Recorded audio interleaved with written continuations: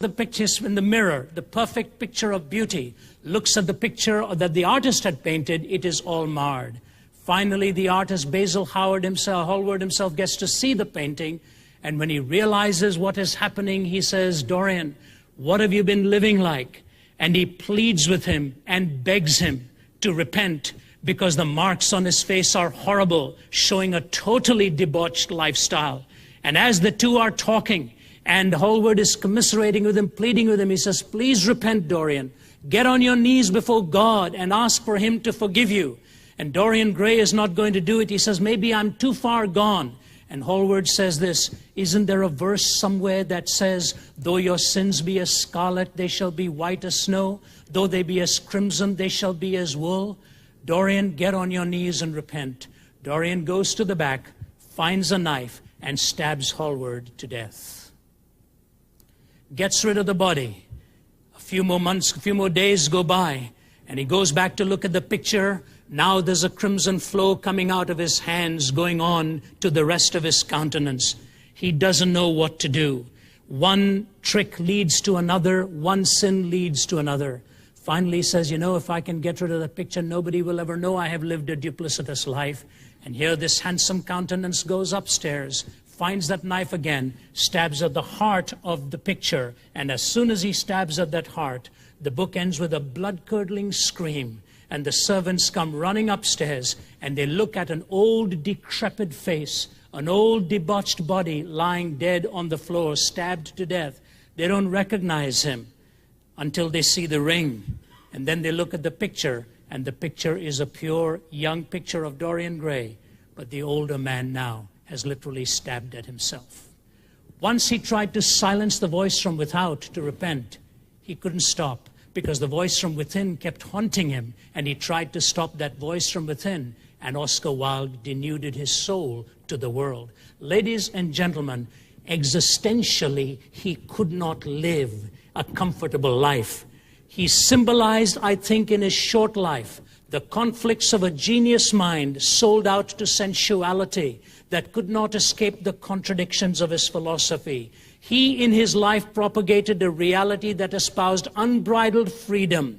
In his book of fiction, he bared his soul on the enslavement and pain of promiscuity. Now you may say, Ravi, that is, a novel. That's the way they live. That even though they propagate one philosophy, they end up living another one, and they find out it is incoherent. Let me read for you something that will absolutely startle you by a philosopher. This was quoted in the Houston Post of July 27, 1991, under the section called Religion and Ethics. It is from a journalist called George Cornell. The headline article reads, "Philosopher says world desperately needs a noble lie." The world desperately needs a noble lie. Listen to the article. Please let me read it in its entirety.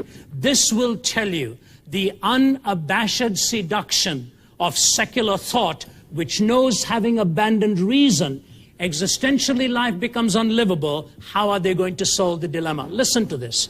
Religious philosopher Loyal D. Rue says that modern culture urgently needs a noble lie. A myth that links the moral teachings of religion with the scientific facts of life. He said science has eroded the plausibility of the Judeo-Christian myths. It has got into our heads and consciousness in such a way that the traditional myths can't be swallowed anymore. The myths, he said, include archaic views of the universe, a presumption that humans are at the center of the existence, and the stories of Jesus' resurrection and of Moses bringing down the 10 Commandments down from a mountain. These are pure myths, he says. Dispel the myths of religion, he said, and all that is left is despair, which considers life and the universe meaningless. You see what he's saying? You've got to get rid of these myths, but when you get rid of these myths, it leaves you completely desperate. The myths served as a framework for religious teachings that brought about man's betterment, Rue says. Without their integration of cosmology and morality, of cosmic facts with idealism, people will deny fixed standards and do whatever they choose, splintering society. Or they might embrace the totalitarian option which relies on government to force humans to behave, he said. Rue, 46, get this now, a professor of religion and philosophy at Luther College in Iowa, presented his thesis at a recent symposium of the American Association for the Advancement of Science in Washington. A church-going but skeptical Lutheran, Rue suggests that we start all over again and create a new myth, a noble lie that squares with what is known scientifically, something that is convincing, though it may not be factual. What would that lie be? He doesn't specify. It remains for the artists, the poets, the novelists, the musicians, the filmmakers, the tricksters, and the masters of illusion to winch us toward our salvation by seducing us into embracing a noble lie, he told the scientific meeting. Perhaps, he said in an interview, it is possible to rework, transpose the Judeo-Christian tradition to make it plausible again. In any case, the illusion must be so imaginative and so compelling that it can't be resisted, so beautiful and satisfying that all will feel they have to accept it, he told the meeting. What I mean by the noble lie is one that deceives us, tricks us, compels us beyond self-interest, beyond ego, beyond family, nation, or race, that will deceive us into the view that our moral discourse must serve the interests not only of ourselves and of each other, but of those of the earth as well. You see what he's saying? That science cannot give you a morality anymore. Reason cannot come to grips with this. How then do we make sense out of living? He said, build a lie. Create a noble lie. Something beautiful, maybe like a Dorian Gray. What he is positing here is that there is an existential breakdown, and they do not know how to deal with the fact that God and God alone, as a transcendent being, gives us the point of objective existence of moral reality. You take away the transcendent ethic, and it is all up for grabs. You do what you feel is right, I do what I feel is right. Rue says that'll never work. It'll ultimately end up with a totalitarian regime where the government tells us what to do. He says, therefore, to keep us from totalitarianism, let us fabricate a lie so we'll think right and wrong are realities, even though we know, in fact, they're not. You know, this passes off for academic sophistication these days. What are the struggles they have? Why do they feel they need to come up with a lie? Let me deal with 4 struggles that secularism can't deal with, because reality smacks them with existence every step of the way. I think you'll be intrigued by how convincing something like this can be. First is what I call the mystery of human wickedness. The mystery of human wickedness. Do you know what is the most popular subject on the university campus today that philosophers are writing about? They're writing about evil. They cannot explain it anymore. The latest book has come out by Andrew Delbanco, professor at Columbia University, and it is entitled The Death of Satan, How Americans Have Lost the Sense of Evil. A few weeks ago, the New York Times Magazine had a very profound article. I'll refer to it later. Possibly the most profound article I have ever seen by a secular man, asking the question, what has happened to us as a culture? Why are we doing the things that we are doing? What has gone wrong with Western life the way we are experiencing it now? But listen to what Professor Delbanco says in the introduction of his book. Once upon a time, evil was personified. Evil was Mephistopheles, or the devil, colorfully costumed, almost flavorful, altogether identifiable as a clarified being from another world. But in the industrial system, evil has become systematized. The production of it has become technologized, internationalized, and multinationalized, and especially in times of war and high zealotry, officially rhapsodized. Just as industrialism has radically altered the ways and means of making and distributing, it has also altered the moral structure within which we live. Yet malefactors are harder to spot. They no longer boast horns and wear suits with tails, but rather three-piece suits and sometimes turtleneck sweaters of cashmere wool or magenta blouses of tailored silk. See what he's saying? We've lost this point of reference for Satan. It's a fascinating book, but it's too esoteric, goes into philosophical argumentation, Let me therefore bring you to Ron Rosenbaum's article in the New York Times, because you'll be able to understand the rigors where you and I are. I relate more to this. Listen to what he says. He begins his article. There's a picture of flames out in the beginning, and he talks about it as the mystery of wickedness. He says, what does it take to make a Susan Smith? How can you explain a mother who takes two little children, her boy Michael, 3 years old, and Alex, 14 months old, puts them in their safety seats, when with ironic treachery buckles them in for their safety's sake, as these little faces are looking into the eyes of their mother because they're being secured for their safety by her, unknowing in their innocent little minds that there's a scheme going on in her mind, not to protect them, but to so strap them in that neither of them would ever be able to float to the top, and then send that car into the waters and watch 2 of her own offspring go into a watery grave. And then go out and meet with people and cry and describe somebody who has taken them away. And then go into the church and call a pastor alone and spend hours with him in prayer that the killer will be found, that somehow this man who took her children out of her arms will be tracked down. I well remember sitting in the plane. I was leaving for London that night and watching this on the screen, and the artist's conception of what this killer must have looked, this one who had kidnapped her children must look like. And the whole nation was gravitating to one point: will somebody help us get Michael and Alex back? And Rosenbaum says, what happens in the mind of a young Susan Smith?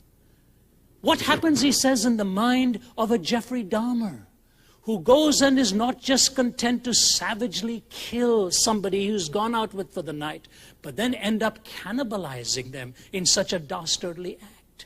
What happens to the Menendez brothers, who bring their mom and dad literally to their knees, fill the father full of lead till he is murdered at the hands of his sons, and the mother is still gasping and panting, literally crawling on all fours, says Rosenbaum, crawling in her blood, desperately trying to get away, when one of the boys goes out, reloads, and comes back and in cold blood finishes the mother off, and then goes out, gets the money to buy a flashy new car. What happens, he says? He phoned ex-Governor Mario Cuomo, phoned philosopher Alvin Plantinga from Notre Dame, talked to some of the best of minds, and says, I want to understand the mystery of evil, and until I understand the mystery of evil, life is going to make no sense for me. What is it? They've lost the objective point of reference. Life now doesn't fit. What does evil really mean? I think this is the point at which even university students sit up and take note, because they see it happening. They see it in our stages and our screens and in real lives, where this abandonment and the violence takes place. Now, the Bible is very clear. Notice how the Apostle Paul says it, and I'll read that Romans 1 passage. I'll read it from the J.B. Phillips translation. His English is so masterful here. Listen to what he says. Now, the holy anger of God is disclosed from heaven against the godlessness and evil of those men who render truth dumb and impotent by their wickedness. It is not that they do not know the truth about God. Indeed, he has made it quite plain to them. For since the beginning of the world, the invisible attributes of God, example, his eternal power and deity, have been plainly discerned through things which he has made, which are commonly seen and known, thus leaving these men without a rag of excuse. They know all the time that there is a God, yet they refuse to acknowledge him as such, or to thank him for what he is or does. Thus they became fatuous in their argumentations and plunged their silly minds still further into the dark.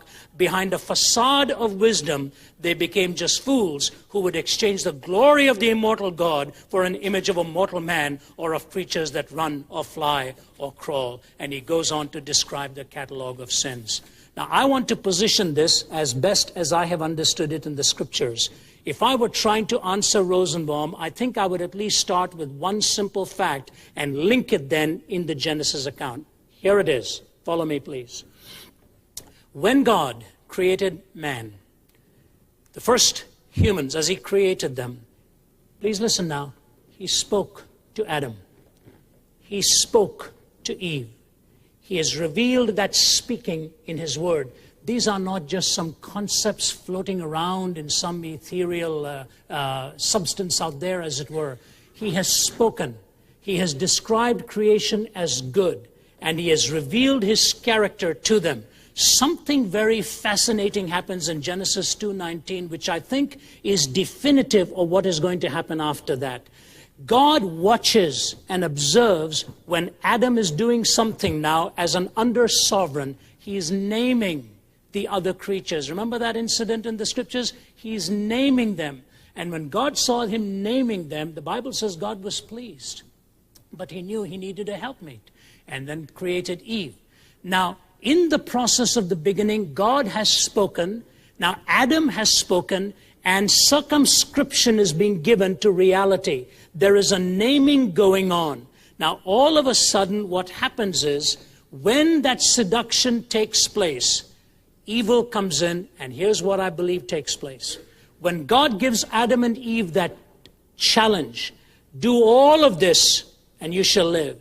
But in the day that you shall eat of the tree of the knowledge of good and evil, you shall surely die. Implicit in that plea for God, from God to ask Adam and Eve what to do was this simple statement: trust me. Trust me. Don't touch that tree. Believe me. You see what's happened? He's defined reality. Adam has defined the reality as he knew it. Now God gives him a circumscription and says, this is as far you can go. Please trust me. When they fell, what happened? They chose to call God a liar.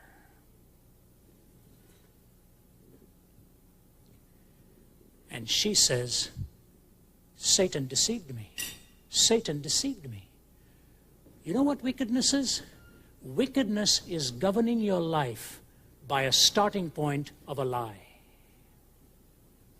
That you can define good and evil apart from God. That's what Satan said. Why don't you be as gods? You know, in the day you eat of this, it shall open your eyes and you shall be as God, knowing good and evil. What he's really saying is you can define good and evil after that. This is so pivotal, and I think if it dawns into the mind, to me it was very liberating to understand this, because I've known the lies by which I have been tempted to live sometimes. I've known the lies by which humanity can be so sucked in. The lie that tells you stolen waters can be sweet when they are bitter.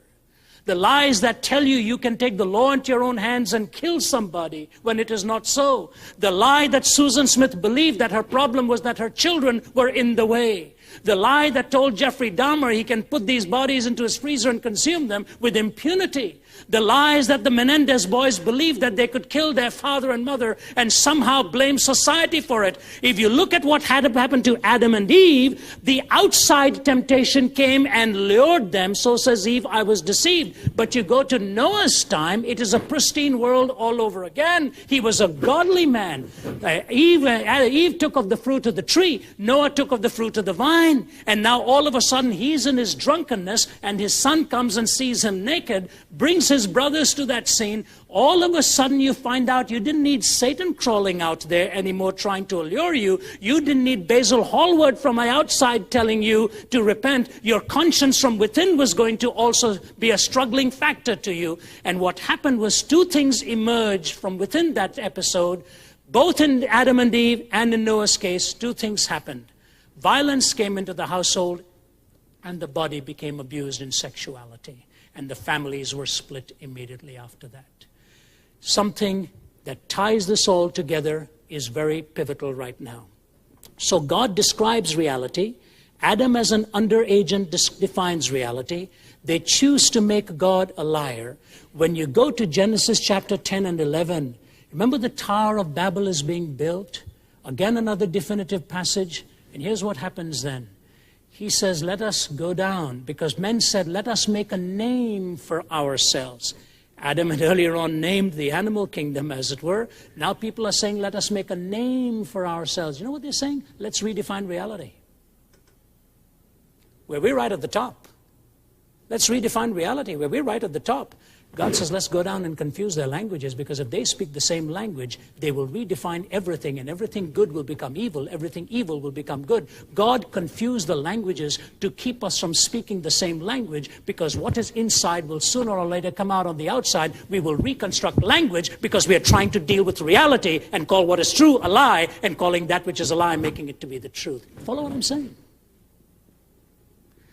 Language has everything to do with how you perceive reality. So what God calls good, let us not call evil. And what God calls evil, let us not call good. If you allow me to put it this way, please bear with me. I wouldn't do it except to make it relevant for our language. We read, in the beginning was the Word, and the Word was with God, and the Word was God, and the Word became flesh and dwelt among us. Let us put it into our context, because logos was more meaningful for the Greek than it would be for you and me. In the beginning was the definition, and the definition was God. And the definition became flesh and dwelt among us, full of grace and truth. God defines what is real. That which God has put together as reality, let no man put asunder. Look at your life now. What lies are you living with? What lies are you convincing yourself that you can alter and that it won't work out falsely? You struggle with it, I struggle with it. And ladies and gentlemen, why have we come up with statements like politically correct? And please forgive me, because I don't like to address these issues as point blank on campuses, I don't. Why do we use words like homophobic? Why do we use words like pro-choice? Because we are tampering with reality, that's why. You watch a generation's words and you will find what they are doing with reality. And at the heart of the Susan Smiths and the Dahmers and your life and my life is the biggest question: are we calling God a liar? All the wickedness in the world that we see starts off from one fundamental principle: choosing to call God a liar. Wickedness is the natural outworking of believing a lie.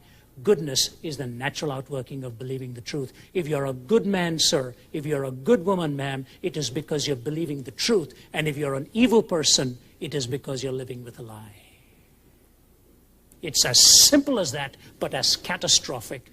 You know how this works out? Let me end this section here, I think, with a very simple little illustration of profound implications here. It is this. When Adolf Eichmann walked to the gallows, the whole world was watching. If you haven't read the book, The House on Garibaldi Street, of his arrest, I encourage you to read it. It's fascinating. But a press reporter, Hannah Arendt, a philosopher, wrote The Last Scene. Her book is fascinating. It's called The Banality of Evil, The Trivializing of Evil. She ends the book with these words. Listen, he's played the atheist game to the core. Listen to the words he uses at the end. Adolf Eichmann went to the gallows with great dignity. He had asked for a bottle of red wine and had drunk half of it. He refused the help of the Protestant minister, the Reverend William Hull, who offered to read the Bible with him. The voice would have come again, you see, the voice of truth. He had only 2 more hours to live, and therefore, quote, he said, "I've no time to waste." He walked the 50 yards from his cell to the execution chamber, calm and erect, with his hands bound behind him. When the guards tied his ankles and knees, he asked them to loosen the bonds so that he could stand straight. "I don't need that," he said, when the black hood was offered to him. He was in complete command of himself. Nay, he was more. He was completely himself. Nothing could have demonstrated this more convincingly than the grotesque silliness of his last words. He began by stating emphatically that he was a Gottgläubiger, to express in common Nazi fashion that he was no Christian and did not believe in life after death. He then proceeded, quote, "After a short while, gentlemen, we shall all meet again. Such is the fate of all men. Long live Germany, long live Argentina, long live Austria. I shall not forget them," end of quote. In the face of death, he found the cliché used in funeral oratory. Under the gallows, his memory played him the last trick. He was elated, and he forgot that this was his own funeral. It was as though in those last minutes, he was summing up the lesson that this long course in human wickedness has taught us. The lesson, please listen, this is a secular thinker, the lesson of the fearsome, word and thought-defying banality of evil. It defied language. It defied thought. What was he talking about? Absolute nonsense. And I say to you, my dear friend, that as words reflect reality, I think it is so important we understand what wickedness is all about. I went through a very difficult session with a friend. I shall leave that unnamed, basically, person unnamed, because I even hesitated to mention it, but let me do it. A man sat in our office, Dan and I were there. He'd gone wrong. He'd gone very wrong in life. He cheated an awful lot of people. A lot of money was involved. A lot of lies by his own mouth. A lot of lies had been stated. But then he turned around and said, but I really didn't mean it for evil, you know. I didn't mean it wrong. If I'd meant it for wrong, would I put my children in the way? Would I put my children in the way of this sort of thing if I really believed that I was doing wrong? You know, that sounds so good, doesn't it? But I looked at him and said, my dear friend, I said, there's a difference between serving God and playing God. When you believe the first lie, that you could cheat all these people and lie, you also believe the lie, in effect, that your children won't get caught in this. See, it builds a web. It builds a web. And I stand before you pleading with you that words are very important. God defined reality. Watch the language of the world changing right now. And what has happened is we took the devil out of the scene. We took sin out of the scene. Now we are left with the mystery of wickedness, and we've got no point of reference to define it anymore. But the Dahmers and the Menendezes and the Susan Smiths come along and we say, will somebody please help me? I need to find an answer for what's happening to us. What's happened to us is we've believed a lie that we are big enough to be without God and control everything right down here. The mystery of iniquity.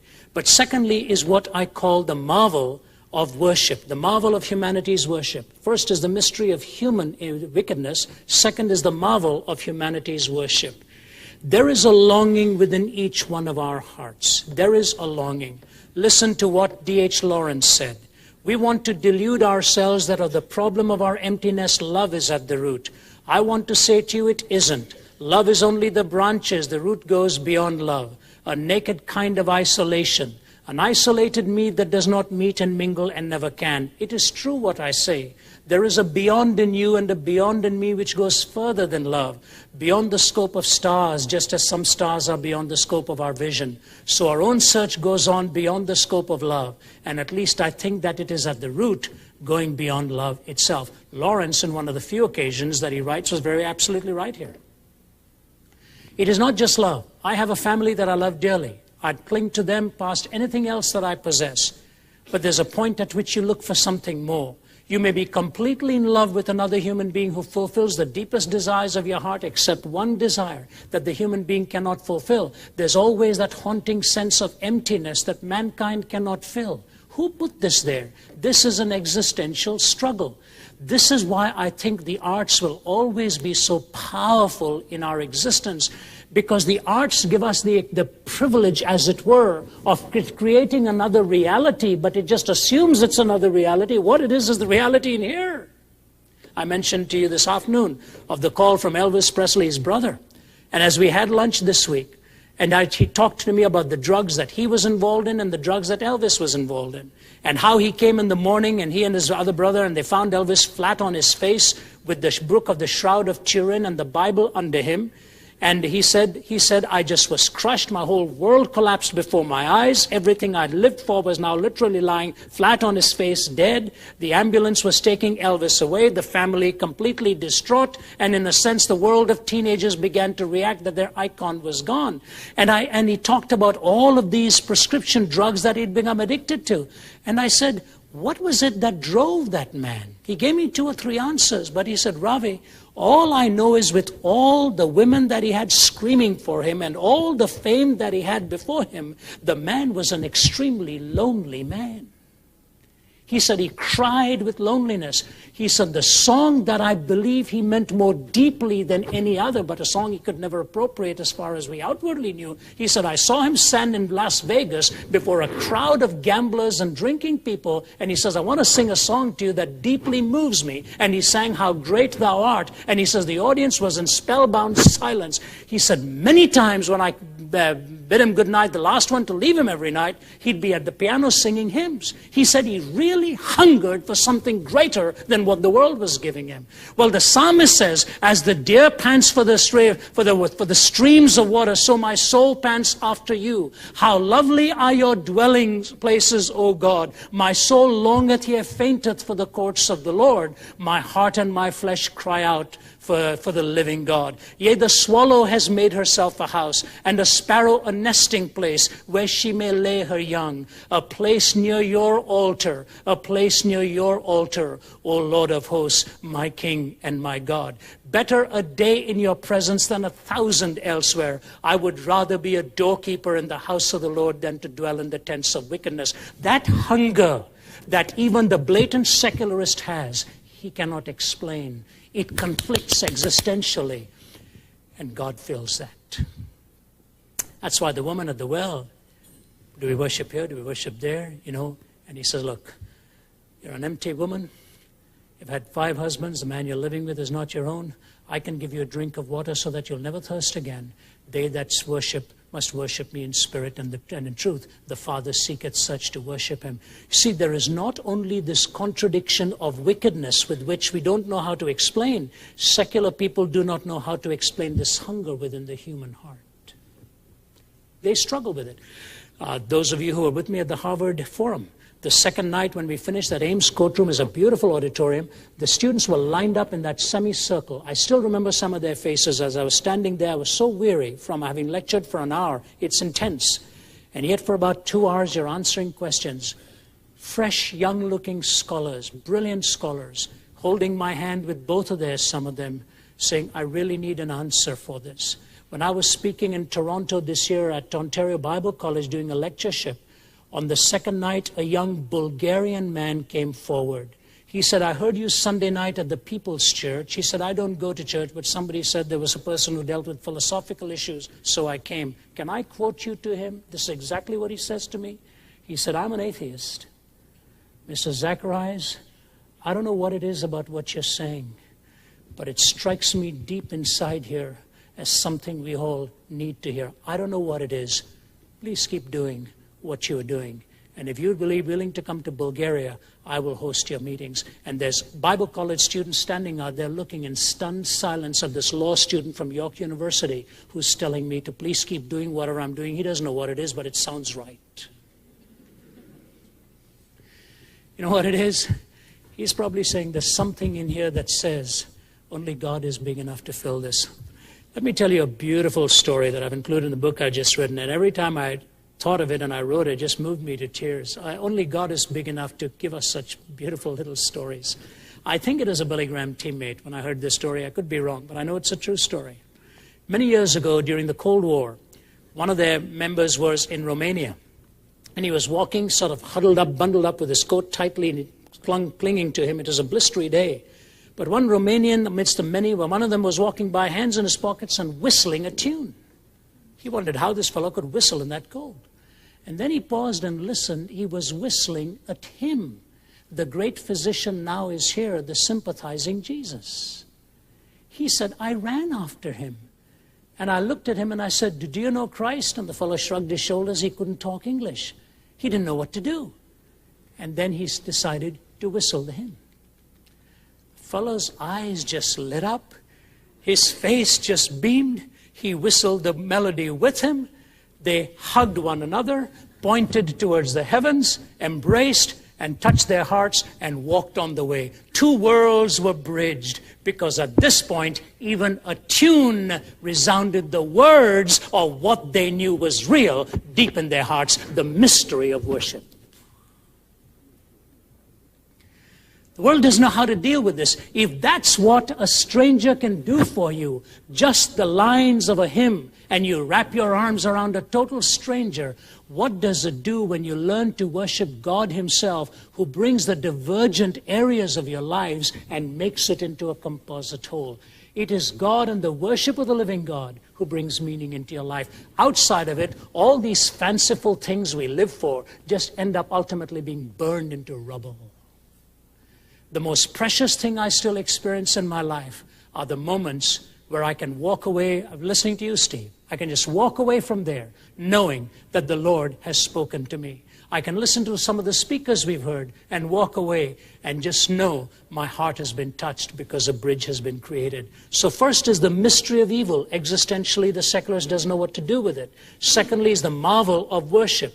Thirdly and quickly, the mastery of the human will. That's where the collision really takes place. In a recent issue of Newsweek magazine, there's an article on Ted Turner. It's a fine article. You know, the man has to be a genius. He has to be immensely capable for a man to have gained so many successes one after another. He has to be farsighted. But it is interesting what this article says. He says in this article, I don't want any money anymore, his friend says. He says what Turner wants is more power. What he wants is more power. He says, I want to know what being really big is like. The article ends with says, nothing is going to be big enough for Ted Turner. I couldn't help but think of what happened to Alexander the Great. You know how when he died? He was in Babylon, and when his wife was soundly asleep, he was so ill, I think he was in his 20s, crawled out of the bed and crawled over to a nearby river. He was hoping to drown himself and didn't know enough that his body could sooner or later be spotted, but he hoped if he would drown and disappear, they would all think he really was a god. But as one Greek philosopher says, the problem with Alexander was he was his own worst rival. Nothing would satisfy him. Nothing would satisfy Turner with power. Nothing ultimately will satisfy you or me. Can I give a personal illustration here? I'll be very careful. Always like to be careful with my family so that I don't say anything to you about them that they don't want me to say to you. So let me just say it as quickly as I can, because one of the reasons I think God puts children into our lives, which we forget, is to teach us. We think we're here to teach them.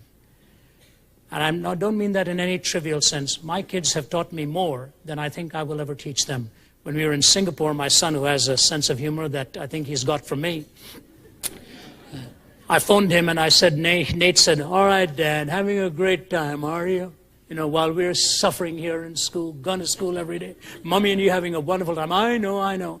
So I thought I'd pull his leg. I said, no, son, we're here in a meager place. I said, I've been fasting for the last 7 days. It's all been prayer and fasting and Bible study for me from 7 in the morning till 9 at night. No food, nothing. It's bread and water type thing. It's all fasting and prayer. Yeah, Dad. Yeah, Dad. Next day I phoned him at night. How are you doing, son? He said, Dad, I decided not to go to school. You know, fasting and prayer, he said.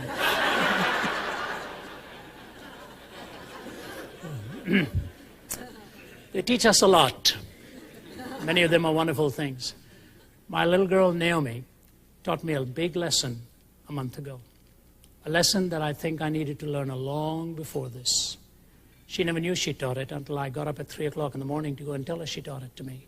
She was going through a personal struggle where she was hurting a lot, very deeply. And I don't know what it is about us men. We do have some strange beliefs and simplistic solutions to very deep-seated emotional. We think 2 lines and it's so, I don't know what it is about us. We're really quite foolish in that. When we were in Bangkok, I'll tell you what happened. We were sitting at a beautiful dinner, beautiful cultural dinner, and an English couple. We just gotten off the Orient Express and talking about how like a dream come true. And the man was sitting next to me, and the woman sitting next to Margie. We're having a wonderful and the man is telling me about the law firm he heads up, which is the 4th largest law firm in the world. And you know, my eyes were rolling when he's telling me all the cases he's fighting, 4th largest law. And I look across the table, and the woman talking to Margie's got tears running down her face. I said, what's going on there? Do you know what he said to me? He's so busy, his law firm is so successful, thought he'd take a break. Do you know what she said to her? Some years ago, we lost our 12-year-old son. She said, we've never been able to work that tragedy through. We needed to get away so that we could just heal for a little while. She was telling the truth. And the boy is convincing me about I'm very sincere, I'm sure, and that's the kind of lesson I learned. Naomi is going through this deep struggle, and you know, I sat down one night and this is the way you solve it, A, B, C, D, gave all the simple answers. I woke up in the middle of the night and knew I was dead wrong because I knew what I was doing. I was fearing that my power of direction was not going to be taken in this instance, that I was going to lose that power over my child's life. I mean that very sincerely, very ashamedly. Margie dealt with it. Do you know how she dealt with it? She cradled Naomi in her arms while Naomi cried her heart out. Margie never said a word, just sang some of the hymns of faith to her.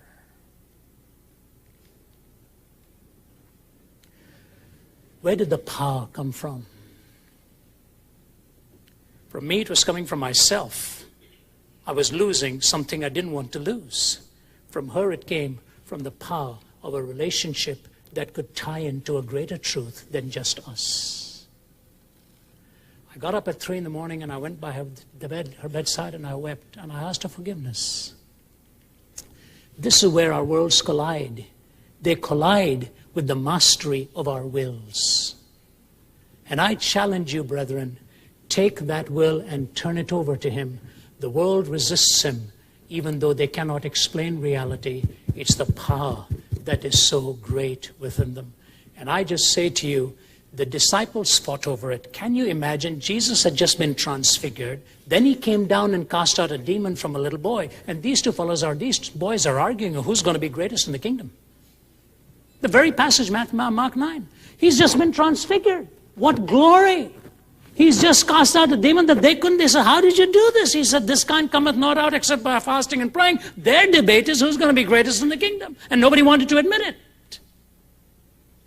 If you really want to be understanding of what mastery is, turn the life over to the Grand Master himself. Robert Jaffray, I'll be through in a few moments here. Robert Jaffray, the great Canadian missionary. I've got some of his books.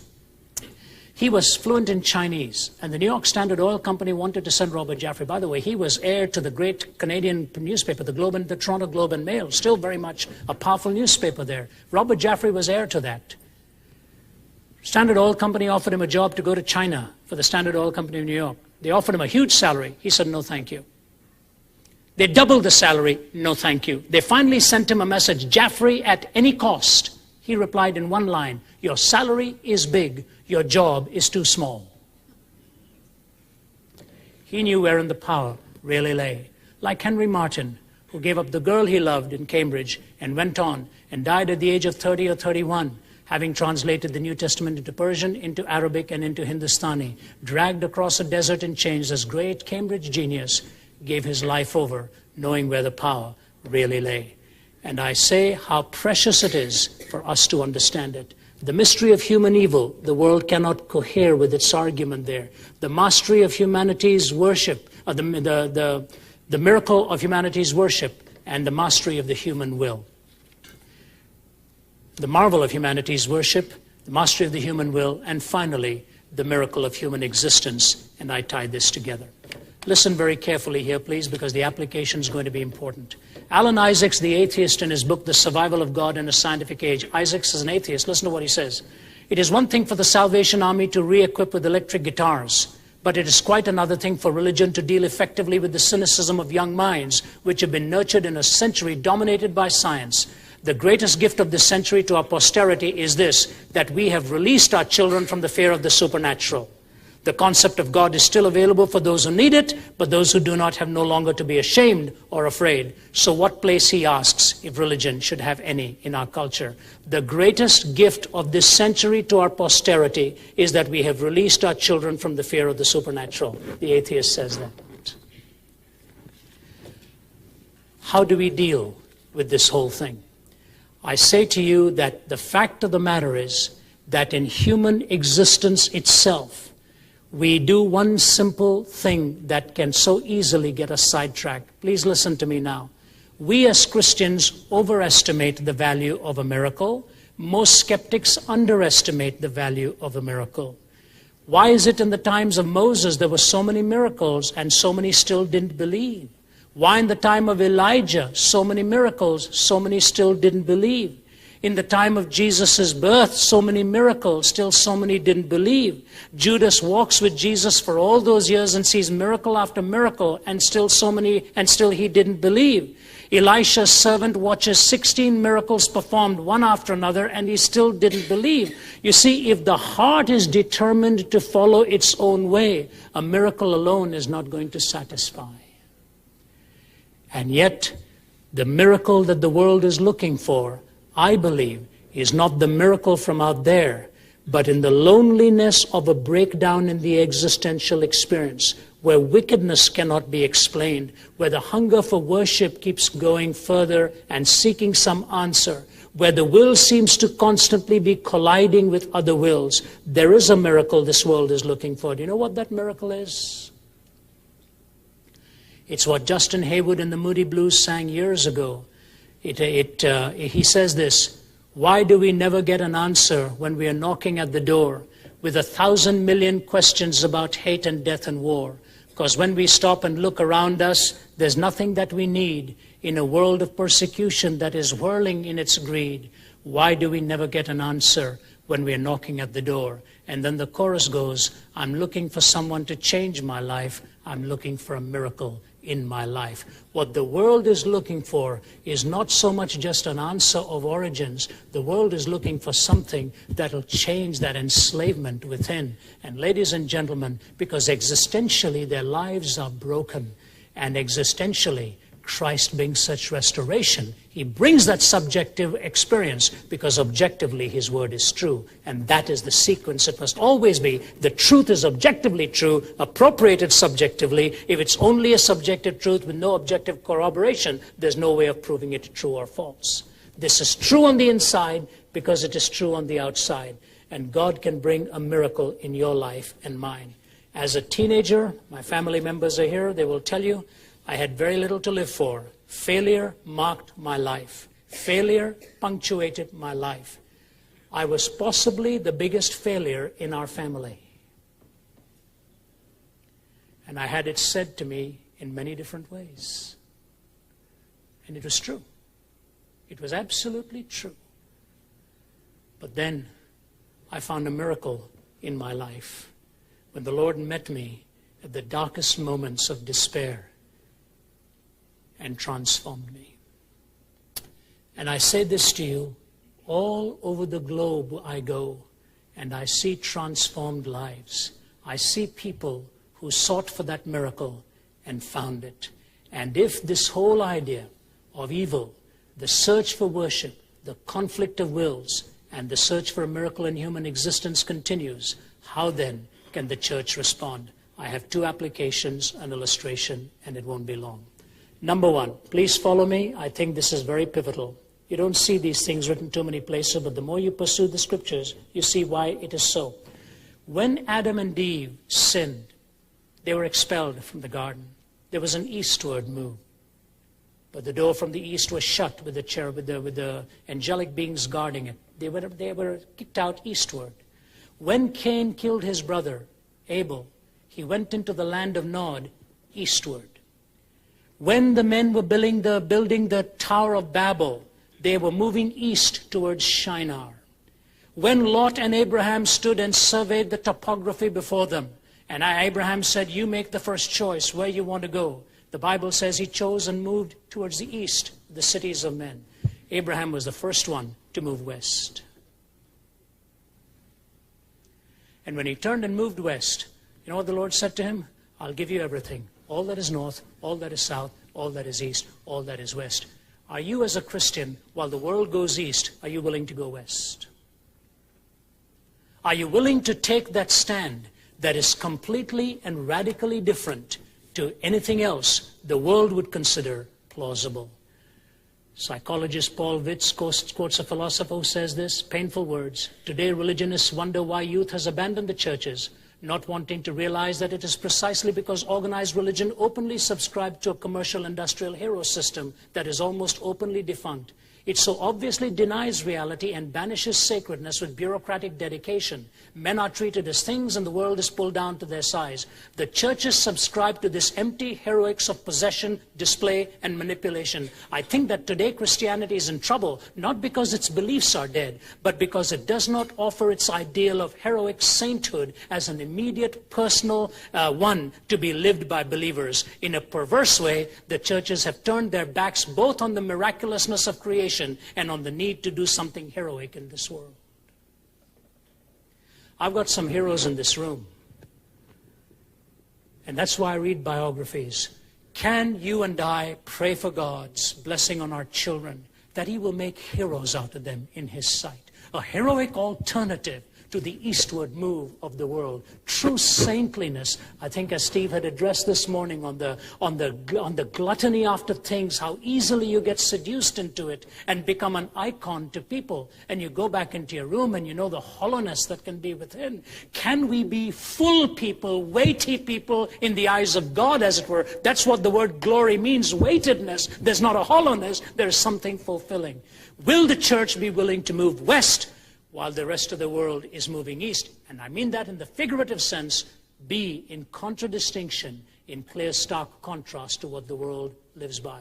And lastly, I say this, is it possible, and I thought deeply, so you have to bear with me, please don't condemn me for this. I thought of this long and hard, very long and hard, and if I'm mistaken, forgive me.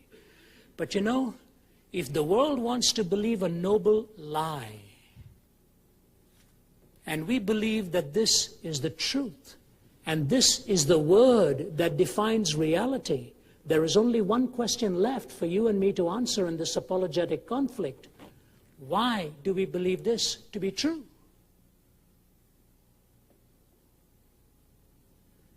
When was the last time you walked into a church and heard a sermon on why the Bible is true?